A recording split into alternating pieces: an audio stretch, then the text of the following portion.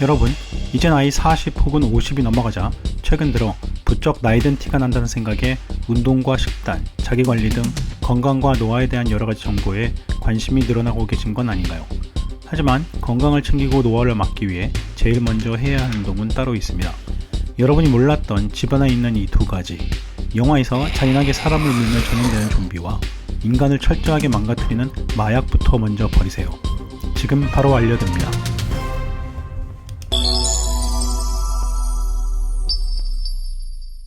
지금 당장 좀비를 생산하는 집안의 조명, 형광등부터 버리세요.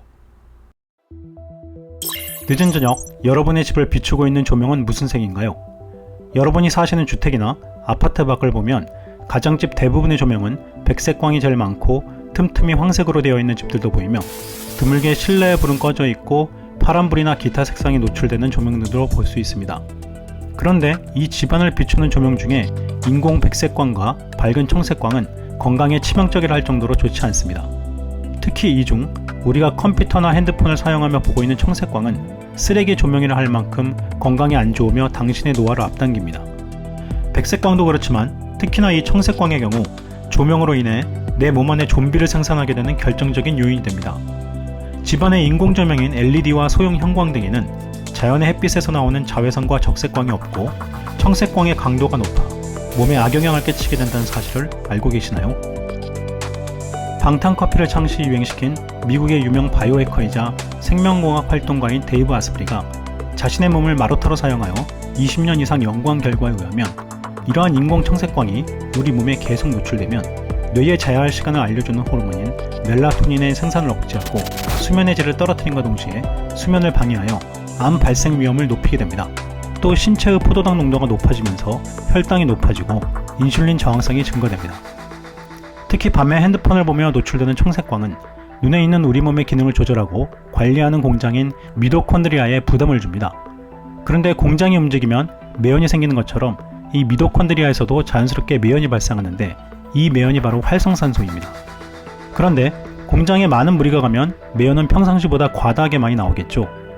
결국 우리 몸에 활성산소를 대량으로 만들어 몸의 세포와 DNA를 공격해 각종 만성질환과 노화를 불러오는 주범이며 대사 문제와 염증을 일어나게 만드는 좀비세포를 그만큼 많이 생기게 합니다. 이 좀비세포는 몸에서 사라지지 않고 영화에서처럼 좀비가 사람을 물면 전염되듯 주변의 정상적인 세포들까지 빠른 속도로 전염시켜 기미, 주름, 피부 노화가 빨라지게 되는 것입니다. 건강을 생각하시고 피부 노화를 생각하신다면 가정에서 늦은 저녁에는 조명을 낮추시고 밤에는 가급적 황색이나 붉은색 전구를 사용하세요. 피로회복에는 적색광이 좋고 황색광은 피부 노화를 막고 미토콘드리아 세포의 기능을 향상시키는 효과가 있습니다. 지금 바로 집에서 흔히 쓰고 있는 LED 전구와 소형 형광등은 당장 버려주세요. 특히 적지 않은 분들이 자기 전에 불을 끄고 유튜브를 시청하고 주무시는데요. 이럴 때는 연한 황색 조명을 켜두시거나 아이폰, 아이패드를 꼭 야간 모드로 변경하여 보시고 주무세요. 밤에 불을 끄고 핸드폰으로 유튜브를 보고 자거나 취침 전 핸드폰으로 잠을 청하게 되는 습관은 당신의 눈과 건강에 치명적이며 빠른 노화를 앞당긴다는 점 꼭 기억하세요. 건강을 위해 딱 하나 끊어야 한다면 집안에 있는 마약, 설탕을 일단 버리세요. 통합의료 및 기능의학 분야의 독보적인 개척자이자 국제적으로 인정받는 전문가 프랭크 리프먼 박사는 만약 생활습관을 딱 하나만 바꾼다면 설탕 섭취를 줄이는 것이라고 강력히 말합니다. 설탕은 코카인이나 헤로인과 같이 우리 인간의 뇌의 특정 영역을 자극하는 중독성 물질입니다. 설탕은 면역체계를 약화시키고 당뇨, 심장질환과 암, 알츠하이머 같은 병을 키우는 주범이기 때문이죠. 현대사회는 설탕을 기분 좋은 간식이라는 틀로 바꾸어 디저트는 쾌락이며 때로는 보상으로 제공되는 선물로 변화시켰습니다. 하지만 설탕은 사실 몸에 상이 아닌 나쁜 벌을 주는 물질입니다. 설탕이 특정한 단백질과 결합하면 노폐물을 만들어내고 그 노폐물은 혈관 내에 쌓이게 됩니다. 그리고 이 노폐물은 여기저기 머물러 있다가 우리의 신체기관에 마치 녹이 끼듯 내려앉습니다. 자신도 모르는 사이에 말이죠. 만약 가장 넓게 분포한 기관인 우리의 피부에 이 노폐물이 자리 잡으면 주름살로 나타나 빠른 노화를 불러오게 됩니다. 또는 모낭 속에 쌓이게 되면 탈모의 원인이 되기도 합니다. 실제로 탈모가 심한 주에 모낭 속 좀비 세포를 제거했더니 3주 뒤 탈모가 개선된 연구 자료도 있었습니다. 설탕은 다양한 가공식품 안에 숨어있지만 우선 집에서부터 설탕을 줄여나가시길 바랍니다. 끊기가 쉽지 않겠지만 시리얼, 쿠키, 사탕, 탄산음료 등의 가공류는 제발 참아주세요.